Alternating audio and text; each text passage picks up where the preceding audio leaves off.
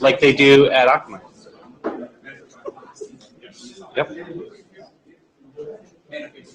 So I think I can see your screen, so I need to bring mine.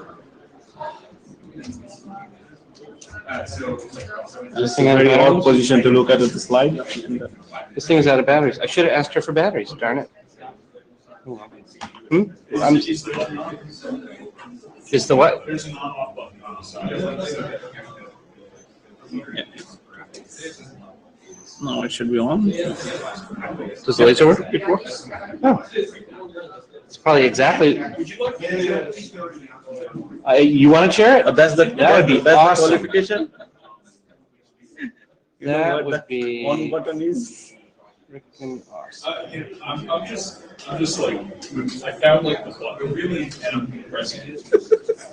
I put in a help ticket in the BOP this morning because I couldn't get it to go on. And they came in and they handed it back to me and they're like, all fixed. I'm like, now I know what they did. Yeah.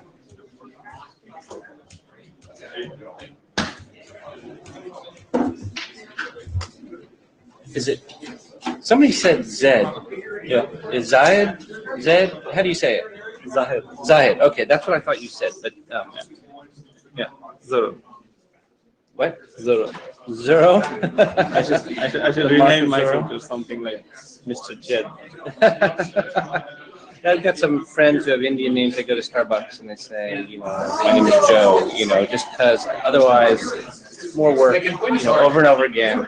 Somebody you're never going to see again. It's not like you're going to get the benefit of it later on.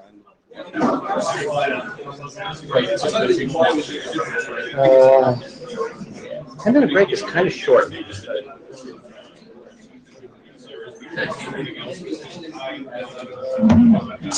Yeah, Guy from Ericsson was here talking about congestion control. Yeah. Ingemar, yeah.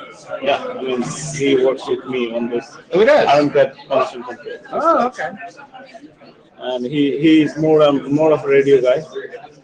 Yeah, somebody said, well, what's the performance like if you turn off the packet loss hiding, basically ARQ? And he's like, I know, I never thought about that before. Why would we ever do that? Try it sometimes. Yeah, me and him on the same city, same building, same corridor, but he's working with wireless access. I'm working with media. So we both combine together and build this screen. Ah, I see. I didn't know that you. Now I know just a little bit about Scream.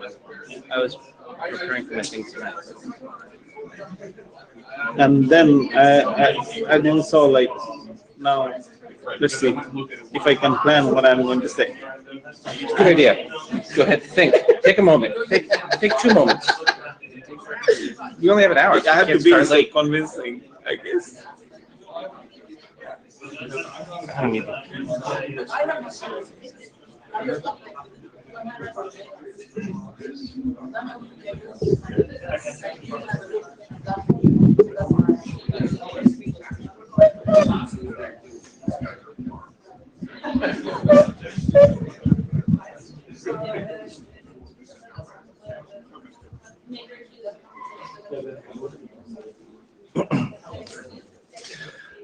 Okay, we only have an hour, so we're going to get started only 5 minutes late.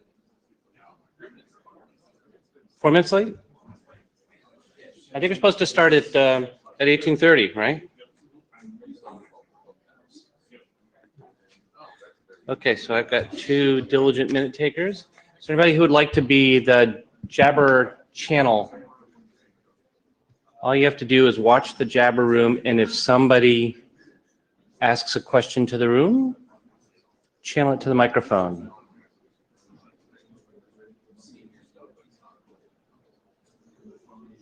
Anybody? Yep, clock's ticking. Is there anybody here with a laptop computer? Anybody? Laptop? Watch the channel, Jabber. Thank you, Colin. For Jabber channeling. Appreciate that. Colin. You want to do that, Varun? You do have a laptop, don't you, Colin? All right, excellent, excellent. Then you meet the qualifications. Just hand it out. Okay, I'm making friends today. Okay, so you are in the TAPS working group. Here's our agenda for today. We actually only have a 60-minute slot, so we're already 5 minutes late. We're going to move expeditiously. We have update. Basically, the agenda sort of boils down to we have updates on a few of the drafts that are in progress. We're going to hear about a couple of related research and implementation projects, and then go get beer or whatever happens next. So the main piece of our first milestone, which we've been referring to as Doc 1, Draft IETF TAPS Transports, we finished working group last call. We gave it to Spencer. Spencer had some comments. Brian read the draft, and so I don't believe there's any outstanding comments, and so I believe the next step is that it's going to go to IESG review. And so that's the first half of that document. Then we agreed that we were going to add in, oh, look, a little message about my Verizon coverage.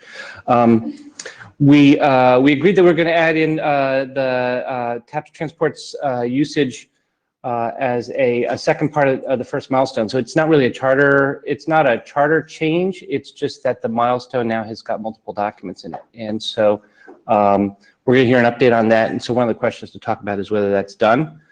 Draft casting TAPS MinSet is a document we've talked about a couple of times. And so I think this is a first cut for our second milestone on identifying a minimum set of services that TAPS will support. And so another question we have is whether that's done. And so we're going to be hearing from those authors today. And then, like I said, there's a number of implementation and research efforts going on that are related to TAPS. And so I think that's actually very promising that there's some work going on, and maybe we're getting to the less arguing and more doing phase of the working group. Here's an update on the schedule. So these dates reflect changes that we agreed on at our last meeting. So we're going to try to finish the first milestone by the next IETF meeting. Hopefully that means finishing up the usage documents, and then by the subsequent IETF, finish up the MinSet documents. And I don't think we can really know enough about what's going to happen after that to know whether the November 2017 date is realistic or not. At this point, I hand it over to my co-chair, who has a few comments on scope. Yes, thank you.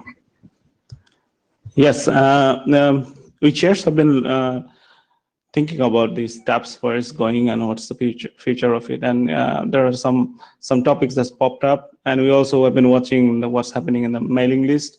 And this is about a thing that personally I think have been missing, that we have not been discussed in TAPS, and we both agree like we should actually give you some hints about that.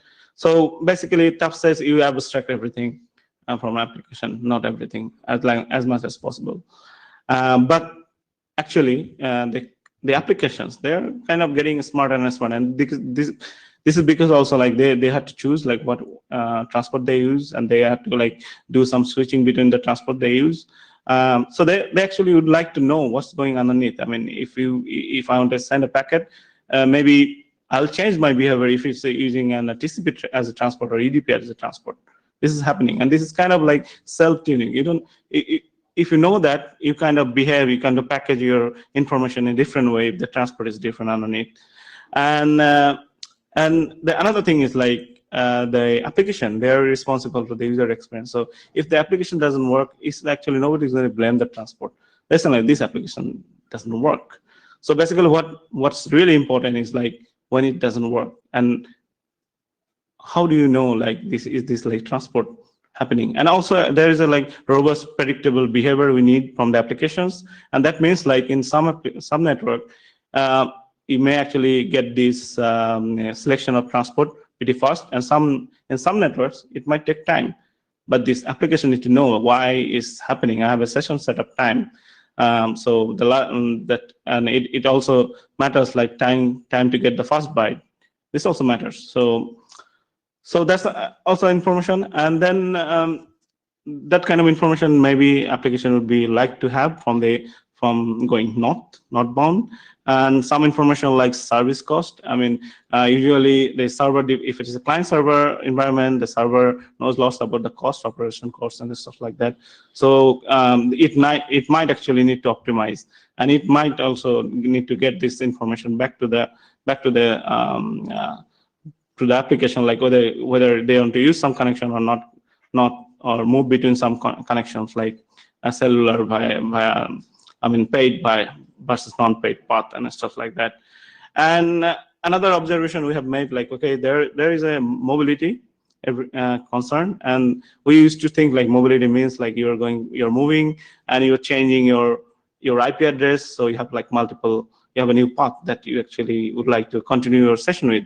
But it also, the current kind of trend is like, okay, when you change your path, you might also need to change the connection, the attachment point to the service provider, like all the servers. So that's the new norms. And whether you want to, application would like to actually perhaps know this information and behave something and differently. So these are the observations we made, and we think like this working group as a future-proof, and also like not only future-proof, like in current way, if somebody wants to use tabs and make it and have these tabs really have useful to them, the tabs working group need to think about this kind of northbound information. It's not about what you hide or expose, what is hiding, or the tabs should actually make the application developers' life simple but also it should give some information back to the application so that they can do some kind of self-tuning, self-behaving, this kind of thing. So the northbound information is important also. So when you are doing work on the tabs, I think this is one more thing that we need to think about. But that's it. I don't think we're going to discuss it in details because we don't have time, but it's for perhaps something to think about. So I think the last missing bullet from the slide is that there's already a thread going on the list, and that this is related to that, and we should continue to discuss it. Yes.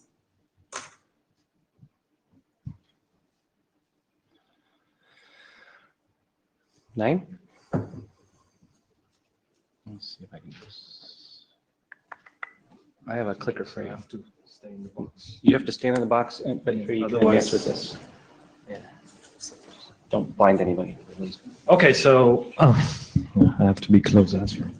So this is an update on the draft IETF tabs transport usage, and so basically we updated from 00 to 01, and one of the first things that we updated was we provided some clarification on how the nomenclature in the document was defined, or what actually that means. So basically, it's kind of set somehow in a static way that the categories can either be connection or data, and the subcategories for the connection you would have establishment, availability, maintenance, and termination. So that's basically kind of clarification, because some people got it wrong in a way that you could actually read the RFCs and could come up with kind of some sort of random categories. But here is like sets those categories in a clear format. Then the next thing that is added to the document is basically we incorporated the MPTCP into the 3-pass process, and we had a contribution from Christoph from Apple, and we incorporated 3 RFCs of MPTCP in the document, and using that, basically MPTCP provides some additional services that we have. Using TCP and SCTP, it provides on top of that some additional services on the pass 3, which is basically adding a subflow, removing it, or disabling MPTCP because it's already like in the kernel. So, and we also provided a change to the rules in the document that allows basically to use experimental RFCs in addition to the standard track RFCs, so that we could have the possibility of including the MPTCP RFCs. And then with regards to the discussion that we had in the previous IETF about the incorporation of DTLS into the document, we had some conversation with the TLS chairs. We also got in touch with the UTA chairs. And the feedback that we got from the TLS chairs was basically, we've got lots of documents that incorporate the TLS without actually describing an API. Also, we've got lots of features that are deployed in different applications that are also not described in the TLS spec. So in addition to that, the TLS has got lots of options that relies on X.509 and making it actually more complex if we would try to come up with some sort of definition of an API. And we would either end up having a too simplistic API or too complex, and that it wasn't really possible to come up with the right trade-off between having an appropriate API that is, rich enough and not so complex to actually do the work. So the conclusion, based on the conversation with the TLS chairs, as well as the talks with the TAPS chairs and ADs and the UTA chairs and on the mailing list, was that actually we don't think that we have the currently we don't think that we have the expertise or capacities within TAPS to actually write that section. So we're gonna leave it at that. And the future plan for the draft is basically to incorporate all the CTP related documents, RFCs that are beyond RFC 4960, basically to cover different CTP documents. Some of them basically have their own API related subsections. In addition to that, we would like to incorporate some experimental RFCs that are related to TCP, like TFO and others that we need to check. Also, we have got a contributor, Marie-Jose, that is working on incorporating the DCCP, and this is going to happen in the future. And I believe that's my update, so it's a very quick one. Okay. Any questions? Okay, thank you, Naeem.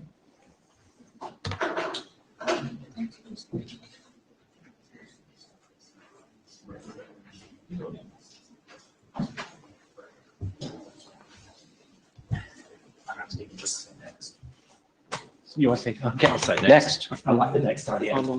Oh, don't mention the word. Changes since draft 01 is we talked to lots of people in the IETF.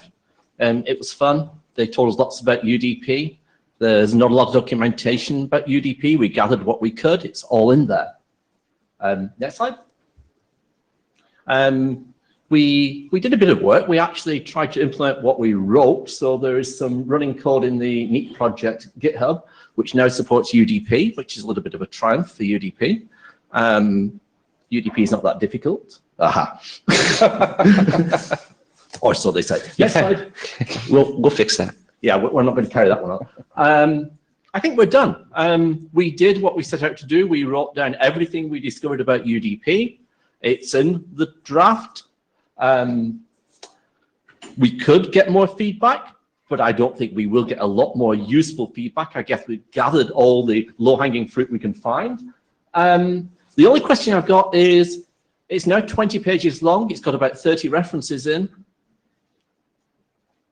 Is it a stupid question to ask, do you want to publish the document in 2 volumes with the other working group document and get some UDP reviewers on the UDP stuff and TCP reviewers, SCTP, and other reviewers on the second document?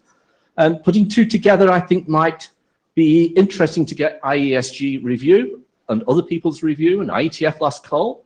I don't care. I've done the text. I give the text to the working group. If the chairs and AD decide they want to publish separately, I could see a rationale for doing that. Otherwise, I'll work with the main editor to produce 1 document. Question to the group. Perhaps any IESG members that are in the room who are going to have to take these documents through IESG review would have an opinion on this. Or not. Would you like 1 big document or 2 smaller documents, Spencer? 2 medium-sized documents. All right. Well, okay, no. 1 medium-sized and quite small document compared to NFS. A comment? I am in favor of keeping things in bite size. So I hope for this. Spencer Dawkins, responsible area director. I would always say do the right thing. I'm fine taking documents through in smaller pieces. I would be fine doing that. I would encourage you not to use NFSv4 as a standard, but which you decide how big a document can be. And I say that with love for the NFSv4 guys.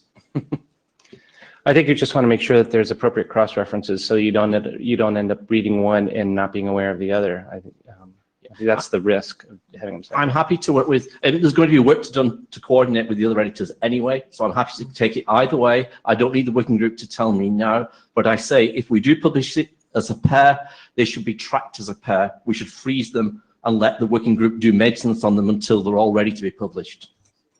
It's a good idea. Spencer Dawkins again. If they have cross references, they will tend to move together. If they have normative cross references, they will really tend to move together.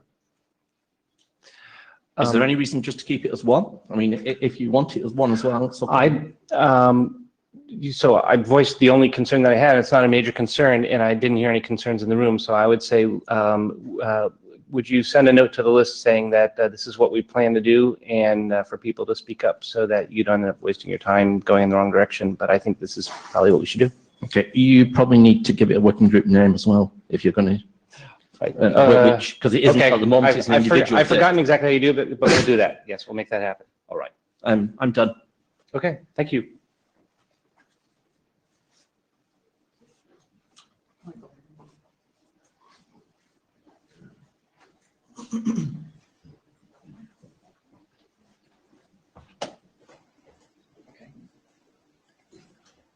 So just for the record, as one of the authors of the other document, we're fine with either decision. So Excellent. yeah, I'm going to make this quick. It's the MinSet. It's a pretty small update. Just for context, this is about the second charter item, charter part that reads that, well, the subset of the transport services coming from the first item will be defined here. Not all the capabilities need to be exposed. I will start with the caveat, with a statement about abstraction. You know, remember, abstraction is a trade-off. So TAPS is about identifying more services than we normally always use, identifying all the things from all the transports that at least we care about here. And if we expose all of that, we make all applications happy, but we haven't really achieved very much. If we also expose the choice of the transport, and then we haven't achieved anything.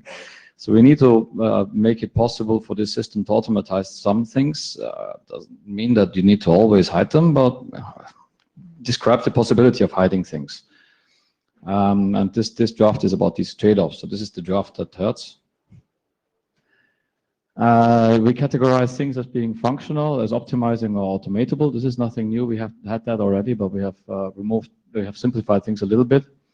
So functional would be things that you cannot realize without involving the application. There's just no way that you could automatize that or do something. Optimizing is something that, I mean, nothing is going to break if you do it, but you can't reasonably do it without the application. Like, you know, if you don't, for instance, yeah, change the SCP, or you could have Nagel, for instance. And automatable is the thing that sounds painful. So here I'm saying set primary path, for example. There may be situations where a TAP system can make a decision to set the primary path, for instance, in an SCTP, or make decisions about multipath or certain such decisions on its own without involving the application. No way you could do this with on-order delivery. So this kind of categorization is what we're looking at. Notable changes, not very many, but few things that are worth mentioning. So we have made two major decisions in this document. One is that, about making things, calling things automatable, saying it's possible to do things with them automatically without involving the application. That would be multi-streaming and multiple paths. I hope people hate this, so that we have some list discussion. Maybe not so much discussion here, so we have time for the other presentations as well. But voice your opinion. Get a bit active on the list, maybe. There was a category called deleted. I don't want to go into it because we just removed it. It turned out to be a redundant thing. There are now brief implementation hints everywhere. I believe that this group could need more activity, and the hope that we get more activity when we start discussing code. and start discussing how to build such a thing. So this is where it begins. There are some hints about how we think these things could be implemented. Please take a look at them and tell us that you disagree and it couldn't be implemented in that way, or maybe some other way. So we have implementation hints. We have some small fixes that were applied to step 3 of the first document, but this is like halfway of updating to the newer version. I think that's it. So in the interest of starting a small argument, just so that we're not wasting our time here looking at slides. Oh, sorry, Brian. I wanted to start a small argument. Darn it. Well, you weren't fast enough. Can I start a big argument? Let me ask my question first, and if it turns out that mine doesn't start an argument, you can have your turn. Start small and blow it up. So when we say the API will expose multi-streaming and multiple paths as automatable functions, does that mean to say that it will prohibit the ability of an application to have the ability to control multi-streaming or multiple paths, or just that you're going to require that the application need not do that if the API is there? I don't think the point of TAPS is to prohibit anything. Okay, so not applications that want to get their fingers into that kind of control will still be able to do that, and we're not going to prohibit, but we're going to say, oh, we as a working group are going to make the effort to expose an API so that apps don't have to if they don't want to. Yeah. Okay, well, then I don't have any argument. Your turn. I'm trying really hard to have an argument, but that was my non-argument. So thank you. I think you can sit down. No argument here. Oh, so wait a second. So is the document, are you saying the document's done? Absolutely not. I'm sorry. Very much not. So where's the part where you say the stuff that needs to happen? All the stuff that happens with the first document. So this is based on the first. So the first is going to grow. There's a lot of SCTP RFCs that are not covered in the first. TCCP isn't covered in the first. All that. Okay. All that stuff needs to be incorporated in ours, because ours is taking that and going through the list and saying, categorizing these. And do you have people who you think are willing to do that? I do. I will do a lot myself. I promise. So that's a yes. We have, that's good. yeah. Also for the second document. So this is just me and Stein, but this is less work. It's mechanical. Yeah. So this is going to be less work for the. I mean, I don't worry much about updating this when we get the first one to update. Okay. So my comment is like the thing that you described to Aaron and Aaron described to you. It would be good to put it in the document so that we understand what exactly this automatable means. Yeah. In a clear way. Yeah. Thank you. Sorry, we couldn't argue more. Joe wasn't able to be here. Okay. Anna?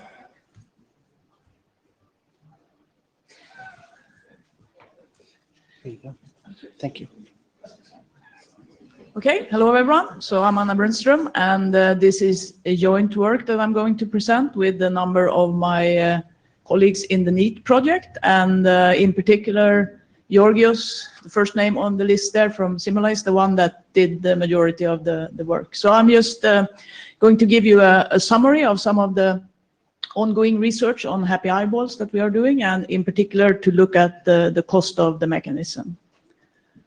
So this is related to the third work item that hopefully people are excited to get to. So we have in the charter that we need to explain how to select and engage an appropriate protocol and how to discover which protocols are available for the selected service between a given pair of endpoints. And of course, if you're going to do this and you don't have some a priori knowledge or explicit signaling, the way to find this out, if the protocol is supported, is by trying it out. So this calls for some kind of happy eyeballs mechanism to solve this problem. And happy eyeballs, of course, is when we don't try different alternatives serially, because this will take a lot of time and delay for the application. So instead, we look at trying multiple transport solutions in parallel. So we have done some measurements, because if you're now going to test a number of protocols in parallel, this is going to be nice for the delay, but it's also going to come with some cost, right? So the aim of this first work has been to look at this cost, and in particular, what is the cost on the server side? because you're now going to have to deal with multiple connection attempts in parallel. So this will require some extra processing and some extra memory at the server, potentially. So we've had some, set up some experiments where we have a web server supporting both TCP and SCTP, and then a custom web client sending parallel requests using a happy eyeball mechanism. And then in the middle, just an emulator to add some delays to the experiments. And we looked at 3 different test cases. So the first one, very basic, the simplest scenario, where you just have a connection that starts and there is no encryption, there is no caching. So in a sense, this is the worst case scenario for happy eyeballs, because every connection request results in 2 connections going in parallel in this scenario where we look at 2 protocols. And you also don't have a lot of other processing going on which you can amortize this cost. And in our experiments, we looked at sending these happy eyeballs requests at varying request rates. And we also looked at downloading 2 different sizes from this web service, so a 1K page and a 35K page. And I'm just going to show you here some results for the CPU utilization. For memory, we didn't really see any major impact at all, but there is a paper on it with the full results. So this is kind of a teaser to get you interested, and then you can read the full paper. Okay, so this is the first basic test scenario that I mentioned, where we have no encryption, we have no caching, so we're just sending 2 requests in parallel. And what we have on the x-axis is these different loads that I talked about, so sending at 100 requests per second or 1,000 requests per second. And each experimental run here lasts for 10 minutes, and then of course we had a number of these. And then you see the CPU utilization on your y-axis. The 2 colors is the 2 different object sizes. So the blue one is the 1K byte, and the red one is the 35K byte. And the easiest is perhaps to look over here at the 1,000 requests per second, because then we have the largest bars. And we can see that if we just use the graphs here, TCP means no happy eyeballs, 1 TCP connection. SCTP means no happy eyeballs, 1 SCTP connection. And then we compare this to happy eyeballs and with an outcome of TCP being selected. So we can see that if we just run TCP, and then if we run happy eyeballs, we're going to increase the CPU utilization. It almost doubles here. And that's not surprising, right? Because we're sending 2 requests and there's not much work. We can see that already if we increase the size of the page, this difference is going to be smaller. And we can also see that using SCTP in this case, the 2 protocols differ. So you actually have not much of a difference when you go to the larger page size between getting an SCTP, just using an SCTP service, or the happy eyeballs when the outcome was TCP. So we're seeing that already here, the happy eyeballs is actually not perhaps such a dominating cost.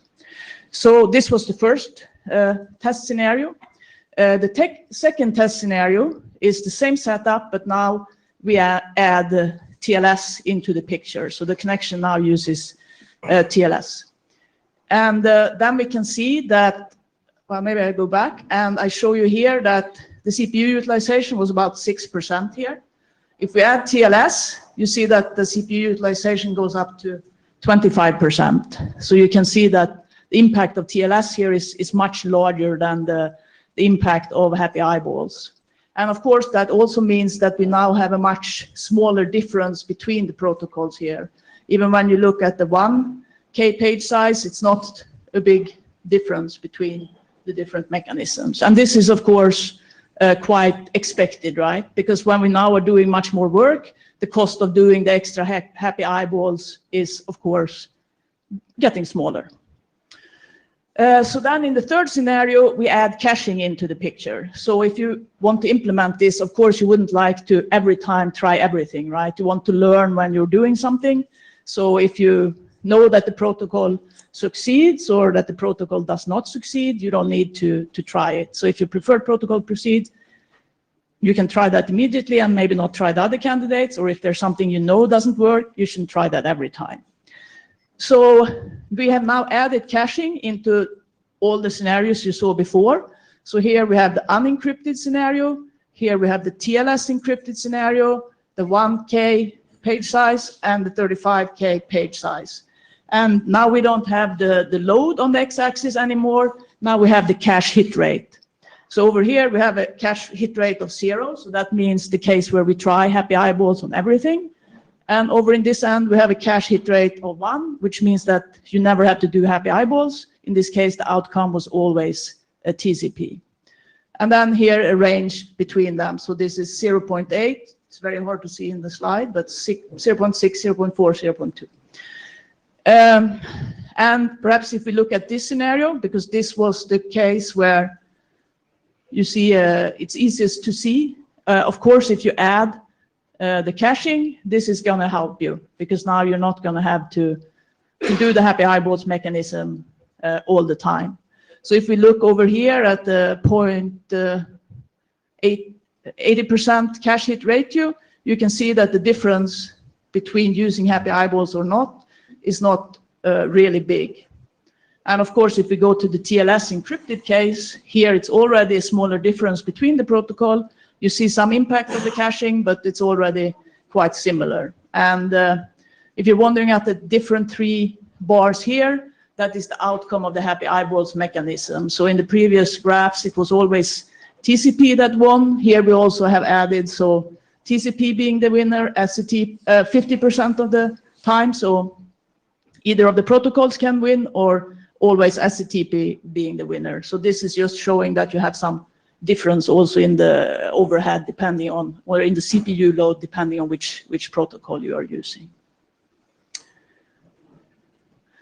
Okay, so this was a very quick summary of some of the results from these measurements.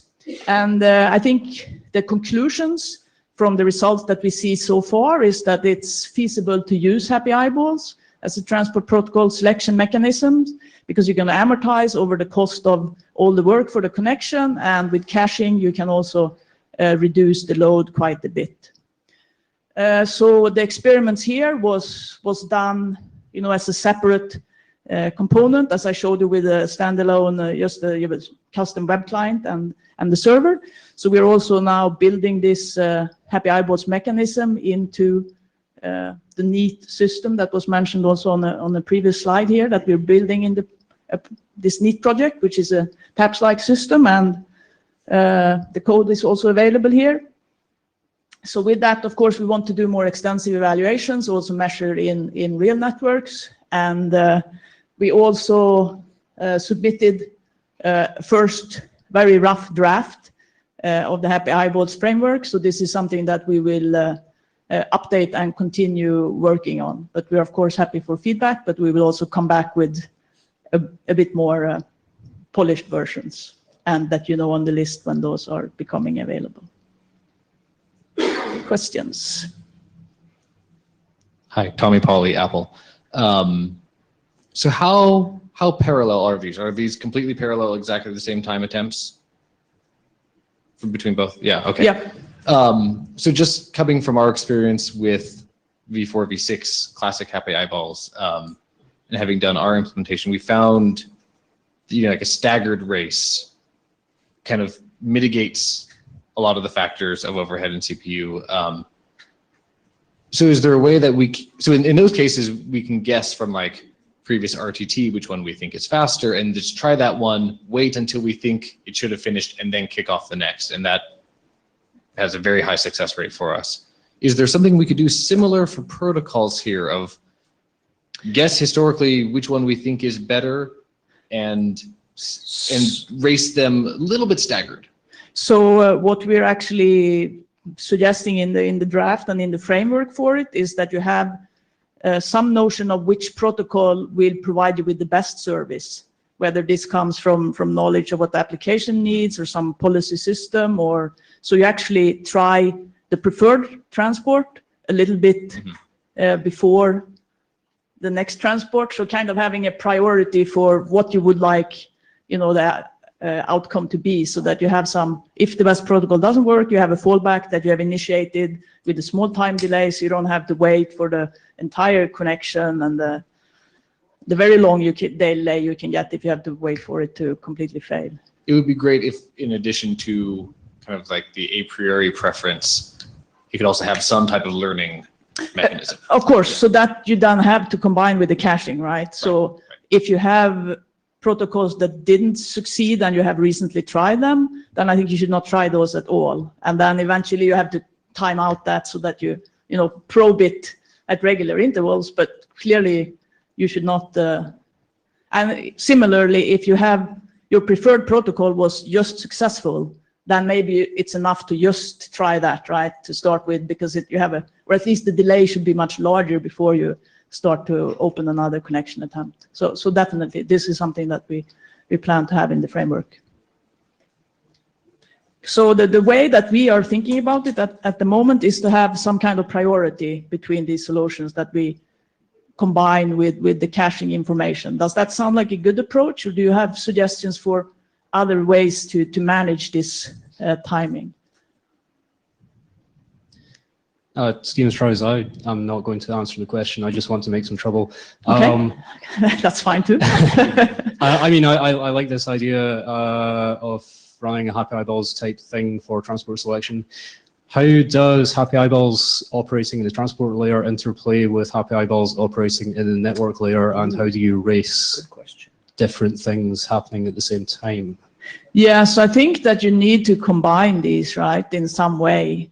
So right, and I mean, I was talking to folks about this earlier, but the way that lots of real-time applications do this is with ICE, which is for connectivity establishment and gets you into a really messy place and a really nasty algorithm with lots of preferences specified.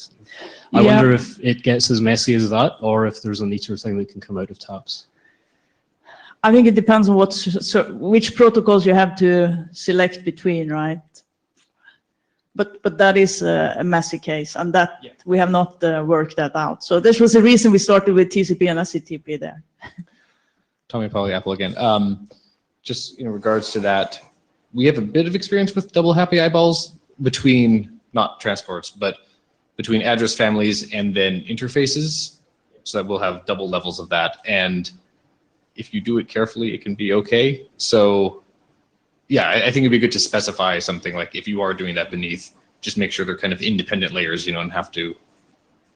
But we're saying that there's going to be yet another. This is additive, right? No, I know exactly. So this is like a third layer, so you could have giant trees. But ideally, your TCP attempts and your SCTP attempts or whatever, if they need to have their own happy eyeballs for V4, V6, that's completely up to them, right? It's kind of abstracted at that layer. Oh, good. We're getting a discussion going, but now I'm worrying about time. So, so please try to be brief. Varun Singh. I'll just, so ICE met today, the working group which does interactivity, connectivity establishment, and they had really good results and actually a lot of ongoing discussion around that. So I think Colin Jennings ran an experiment where he bought a bunch of NATs and he ran a test, and he said that he could basically paste the checks at 5 millisecond intervals, and they all went through. But what they found out was that there are about 36 candidates pairs for each address family. So there were 72 total checks that needed to be done just for IPv4, IPv6, and they have like relayed candidates and so on and so forth. And they found out that if you did this, there would be 1 megabit per second just connectivity traffic, like right at the beginning of like there's nothing even started. You just press call and this starts up, right? So the group went through a lot of discussion, and of course there's UDP and it's not congestion controlled. So basically the only thing that's controlling the whole checks is the timer, like TA, that's the timer in 5245. So like coming back to here, at least it's a tractable problem in the sense that there are some transports here which are like TCP and SCTP, which are congestion controlled. So when you send out these things, I'm hoping that they are like following the congestion control behavior. But again, you have IW10, and you could actually send out a lot of packets. So So this is in the connection setup. So unless you have fast open, you're not going to have data in the SYN, but yeah, it depends on what the connectivity. In the case of ICE, there is a stun packet, and the Yeah. stun packet has a lot of data. yeah, there. I was talking about TCP and SCTP case. So I think the question, again, if you have 72 candidates here to address families, and then you had UDP and TCP and SCTP, you can just do the math to figure out like 72 times 3 in this case, and that's a lot of stuff to go through. And I think what we're looking for is, if you come up with a guidance here, then ICE could basically like take that guidance from here into their working group. So I think this is a relevant discussion to have. And actually how you do the connectivity checks for whatever case may be, it is guidance to other groups. Hi, Colin Perkins. Yeah, I came up here to say something like how Varun just finished. This is essentially ICE. The bits are encoded in a different way, but you're essentially running the same sort of algorithm. There's clearly scope for some cooperation. I agree. Michael, you? Michael Tuxen, just wanted to note that at least in the NEAT project, what we do is we control the protocol selection at the transport and network layer completely. So we don't just let the operating system choose. We choose explicitly, we want to test this over v4, we want to test this over v6, and try to avoid these two layers of interaction which we can't control. So that's the way we're approaching this there. Control the stuff. I mean, we are aware of this, and we control it and try to do something. Thank you, Anna. Okay, thank you.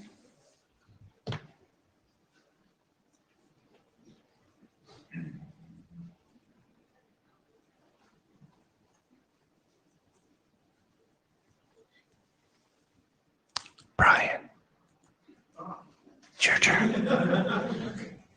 All right, it's only now. Sorry, somebody said I had just left together. So,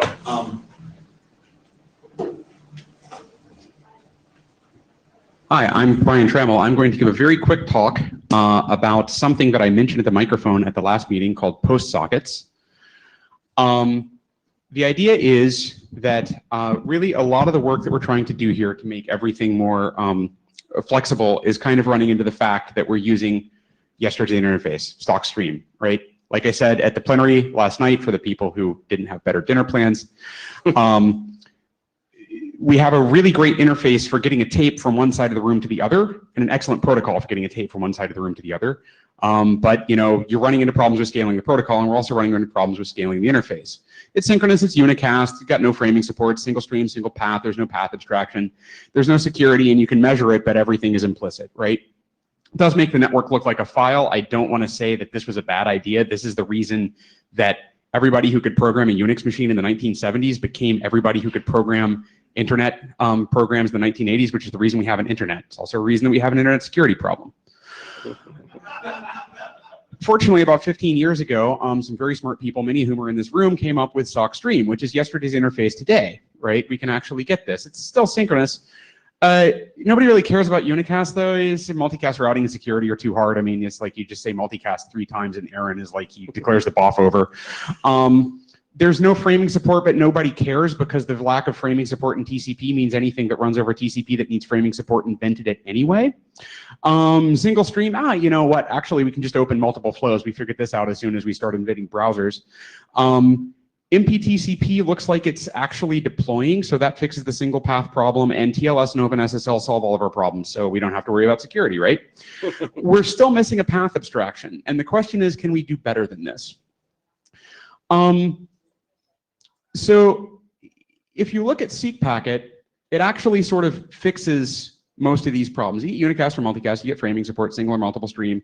You get multipath for failover, but you can actually control it, so you can also do it for bandwidth sharing. Still no security, still no path abstraction. It is bound to the SCTP, which is not super deployable in the open internet today unless you run it over something like the thing that we were trying to invent this morning, but won't be able to for a few more IETF cycles.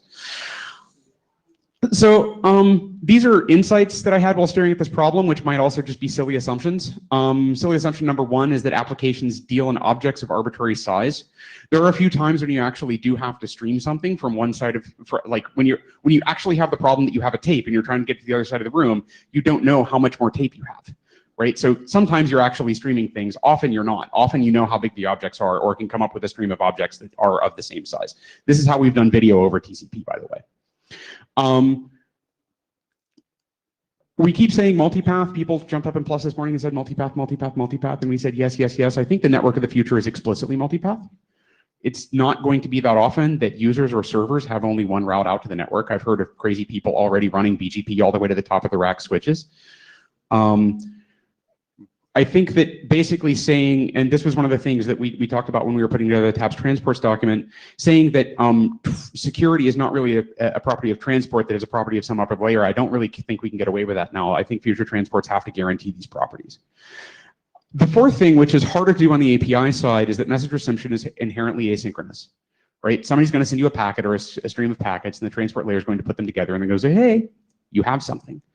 And you know, sitting there and busy polling or busy waiting on it, or running a thread for everything, you know, like, you know, anybody who, I think there are a few people in the room who are of the age where they've been programming with Java before NIO. So, I mean, like, if you actually look at how things are coming off the network, everything is inherently asynchronous. And if you look at how scalable programming works right now, it's enabling this asynchronous programming, and some of them even actually require you to handle it asynchronously. I'm going to shorten my talk, so I'm not going to go through this slide. This is basically, this talk is an advertisement to read this slide. This is it's obvious if you stare at it for a couple of seconds. There are some boxes, and we also have some lines. Nice. The idea here is there's an association. The association has some, you can send some objects to the association, and then there are some events that come off of things, and you can bind handlers and stuff. And this is intended to start a discussion about if we were going to throw it all out and start over, knowing now what we wish we had known then, with the programming models that we have now and the hardware that we have now and the operating systems that we have now, what would it look like? It would have very nice rounded lines and be notated in Gill sans. Yeah, I'm not going to go through these either. Why am I talking about this in TAPS? TAPS allows you to select transport protocols, but if each of those transport protocols inherently needs its own API to deal with, right? So if you're writing to SOC stream or SOC seek packet and you get TCP, there's got to be a shim layer that makes TCP look like SOC seek packet in the end. So if you're trying to do this, you need an API, a single API that runs over all of these transport protocols, no matter what their properties are. The need API is one solution to this problem. It looks a lot like current APIs. That's actually a pretty good way to go about it if you want to minimally disrupt existing application programming. But if you're going to have to touch the application anyway, why not go with this more radical approach? Anyone who's interested in talking about this, unfortunately, I haven't had time to work on this since the last time I mentioned at the mic. Please, this is I wish I had a paper published to point at this. Actually, Colin published most of the paper because this is like 3/4 of the TCP Hollywood thing. Is that what you were going to say? Yep. Yeah. Read Colin's paper about my awesome API. I guess we have like 3 seconds for questions, or because I want Stephen to get up and have a chance. Let's have a couple of quick questions. Okay. Colin Perkins, yeah, I was going to say what he said I was about to say. If you add deadlines, you've got something that looks very like the presentation that Stephen will be doing later. Yep, excellent. I also wanted to say Clark and Tenenhouse application level framing. We call deadlines lifetimes. Sorry, again? Clark and Tenenhouse application level framing, SIGCOMM 1980 mumble. Yeah. Oh, okay. I got to go read some stuff. Thank you. I mean, can you send me that? Can you send me at least the Clark and who? Oh, that one. Yeah. Okay. Yep. Architectural considerations, new generation protocols. Yep. Tommy Polly, Apple.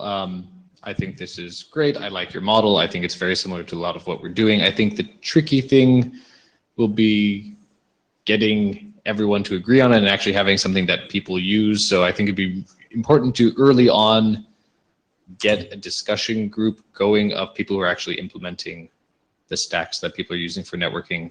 I've had some conversations this week with people about doing that, and so we should loop this group in with that group. Yep. Sounds excellent. Awesome. Thank you.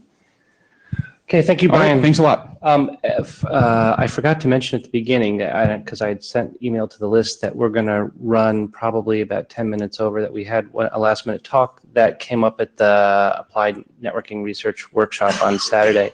And so we're squeezing it in, except, is Philip here? Oh, good. So just FYI, Bits and Bytes doesn't start for 20 minutes. Wait, I think we have one more. Oh, yeah. What's the last one? The last one is... Oh, Stephen. Oh, that's the last one. Right. So it's not Philip, it's Stephen who's the last one. Okay. No pressure, Philip. No pressure for a 5-minute talk. Okay, fine. So today I want to talk about socket intents. This is our try to automate something, namely the access selection problem, on yesterday's API. And trying to do this, you really need some information. And one of the most valuable information you could have for access selection is the question, what's the application going to do with this socket it's now opening? And thinking about this, the obvious answer is applications know more than they can express using today's socket API, namely nothing. So if I have something like a web browser, it's most probably knowing what's approximately which size of an object it's fetching, or if you have video streaming, it's knowing it could tell to the socket API. I'm trying to download something that will have a constant flow, or more or less constant bursty flow of information, and not something that will just fetch 20 bytes. So how could this look like? This is joint work with Teresa, where we've thought about how could this look like. So that basic idea is, so the application specifies something in a very rough manner, saying, I will know this is something like a streaming data, or this is something like a bulk download, or just some control for chat flow. Something like, I know the file I'm going to download has 10 megabytes. Whether I care that the datagrams will be delivered timely, or whether delay is more or less no matter for me. Which bitrate or duration a stream might have, and how resilient the transport should be. So do I really care about packet loss, or is packet loss something, yeah, I will care about by doing retransmission, because the operating system update, nobody sees whether it will arrive 10 minutes later or not. Yeah, this got us to a table of some ideas how these categories could look like. Skip about that. And implementing this, the question is how to do this. We start with the original BSD socket API. We're thinking, okay, the best place to implement this is as a socket option.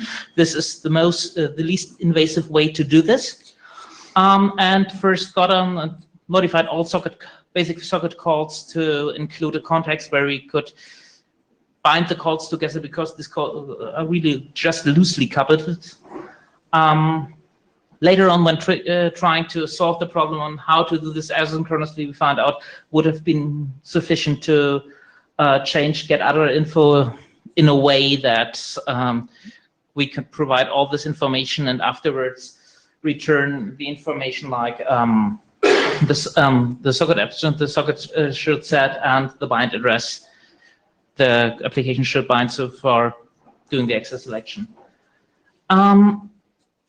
The next question we asked ourselves is, okay, if we want to put this for a web browser, we need connection reuse. And doing this connection reuse, also said we want to automate this. And I think this is also some point to take into account. If we need to do connection reuse, we need something like a more different API. We need something to first do some kind of, yes, we want to connect to a host and have just this socket call that gets everything the usual socket calls get at one place. And you see this wrapper in mostly all applications that are using sockets. And you need something that can do connection reuse. So you say, okay, I want to connect to the following host port. I have the following properties of the connection, and please give me a socket that I can reuse, or give me a new one if there's no suitable socket already open.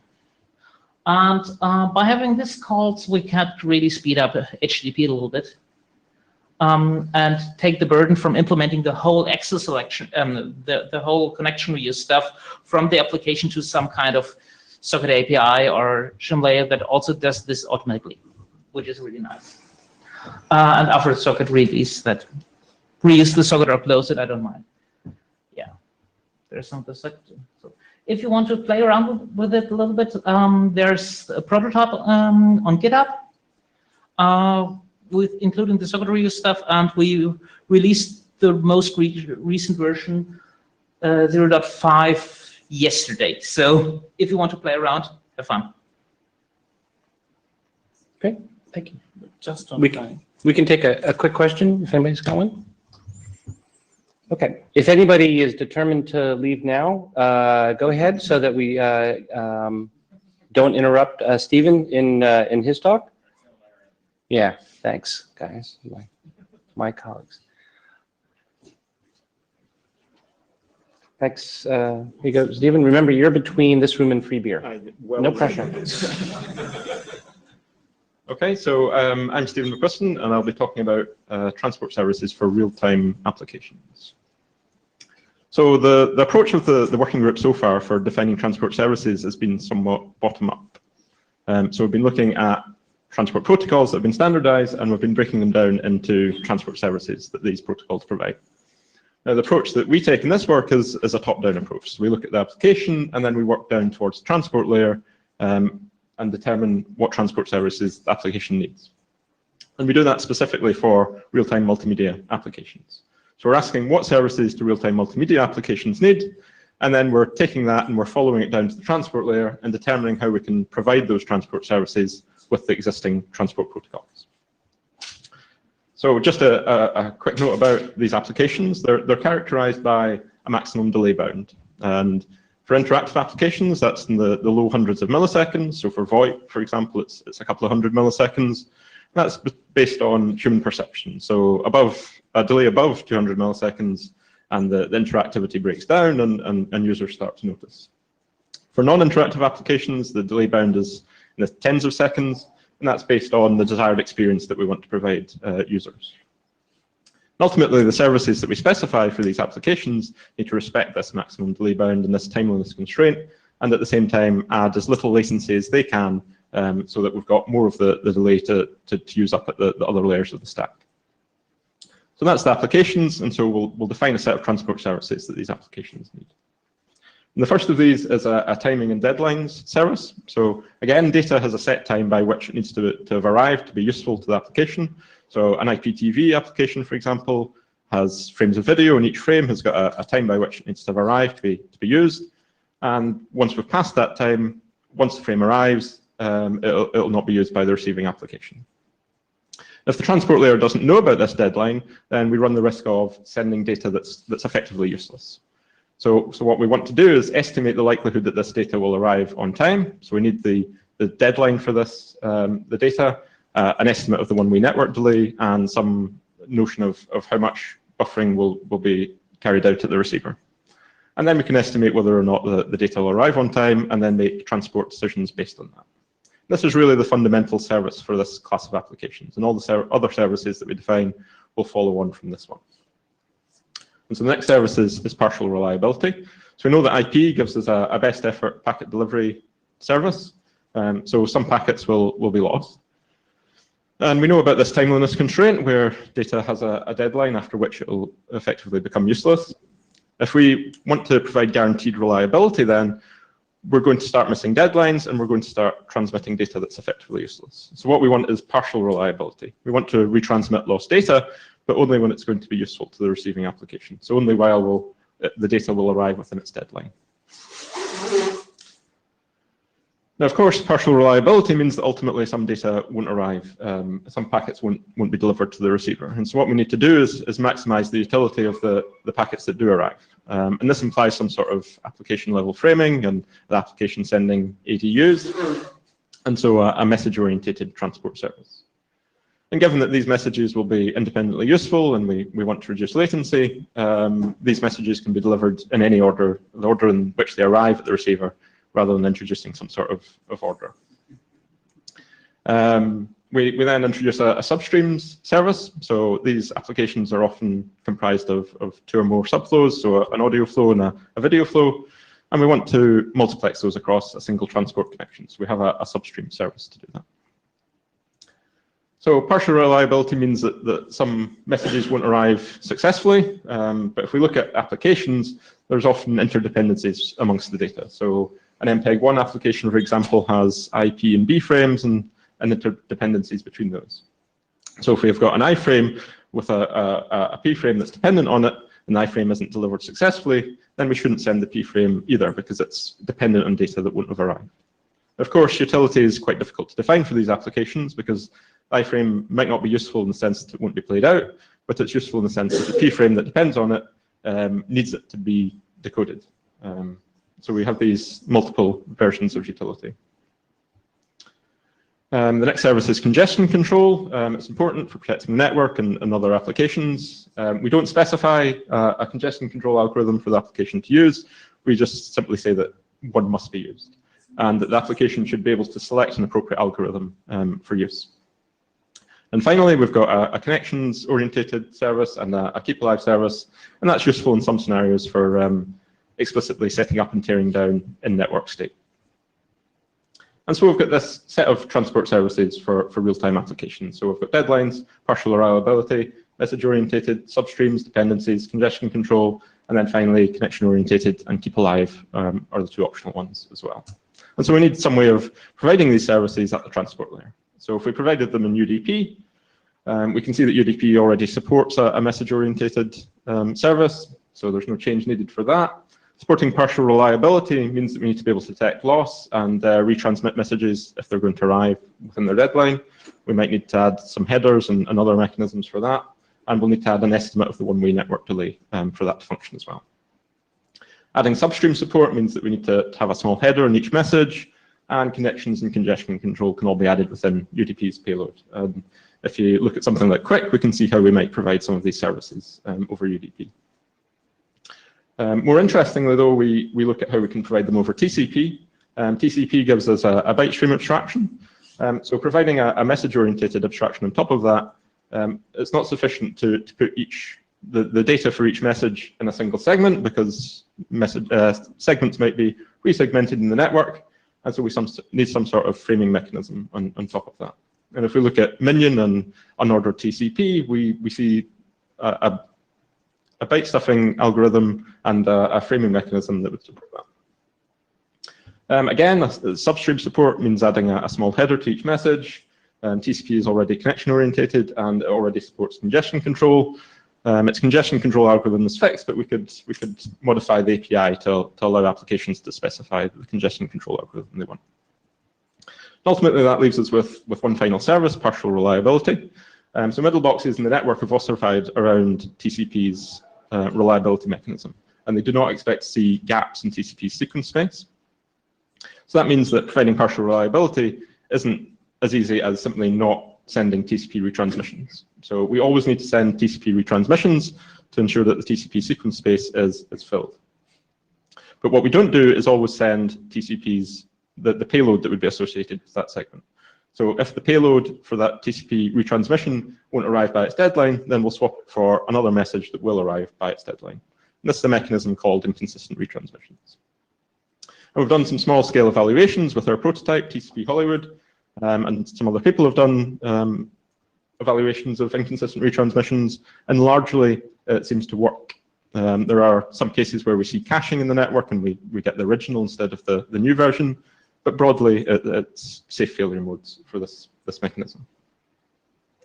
And so in summary then, we've defined a set of transport services for real-time multimedia applications, and we've shown that these services can be provided over both UDP and TCP. Ultimately, that allows us to use UDP in the majority of cases, but fall back to TCP and provide the same services as well. So this was part of a paper that was published at the Applied Networking Research Workshop last weekend. So I'd encourage you to go to the workshop website and you'll get the full paper and the slides for the full talk as well. And that is me. Thank you.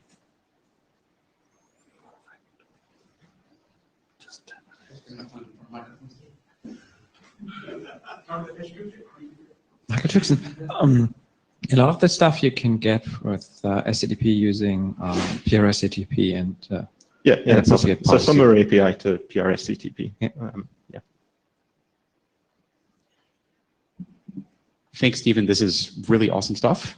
It sounds like you actually have been drafted to get into the group of people on the stack side and also on the application side to talk about how to make this better. I'm a little skeptical of the mechanism that you're using to support partial reliability. I'd really like to see a larger scale measurement of that. Yeah. I know that you know this, but I want to say it in the room. Please consider if you have the ability to run something bigger, go ahead and do it and submit it to MapRG. If you don't, send mail to the maprg@ietf.org list and ask for help, because this seems like a really interesting problem to dig into. So again, thanks a lot. Yep, thanks. Thank you, Stephen.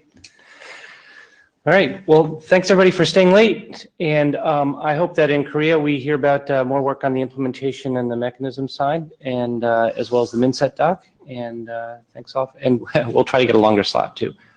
Thanks everybody for coming. Yeah, thank you. Goodbye.